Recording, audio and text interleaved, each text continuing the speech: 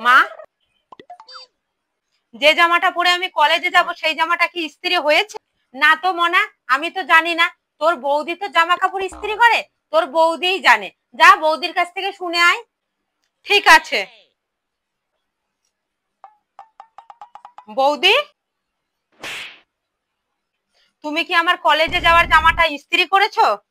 দেখো বোন, রান্না বান্না ছিল, হাতে অনেক কাজ ছিল, তাই জামা প্যান্টটা ইস্ত্রি করতে পারিনি। করনি তাই তো? তুমি দাঁড়াও, আমি এক্ষুনি করে দিচ্ছি। হ্যাঁ তাই তো, তোমার তো কিচ্ছু মনে থাকবে না। তুমি কখন জামা ইস্ত্রি করবে তার জন্য আমি কলেজ কামাই করে বাড়িতে বসে থাকি, তাই না? তুমি সত্যি একটা মাথা মোটা, তোমার কিচ্ছু মনে থাকে না, তাই না? বৌদি, তুমি কি আমার কালো কালার জুতোটা দেখেছো? হ্যাঁ, জুতোটা তো আমার ঘরেই রয়েছে। আমি যেখানে জুতো রাখি সেই বাস্কের মধ্যে জুতোটা রয়েছে। তোমাকে আমি বলেছি না তুমি আমার জুতো জামা কোনো কিছু ধরবে না? তুমি তো আমার দেখছি কোনো কথাই শোনো না।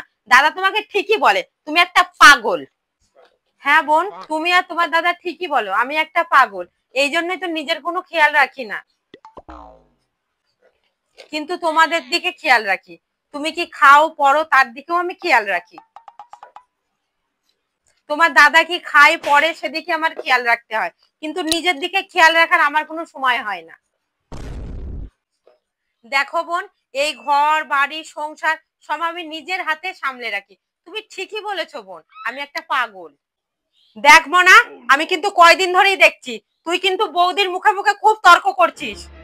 মা, বৌদি শুধু আমার জিনিস ধরবে। আমার কালো জুতোটা কোথায় পরে রেখে দিয়েছে আমি এখন খুঁজে পাচ্ছি না, তাহলে আমি কি করব?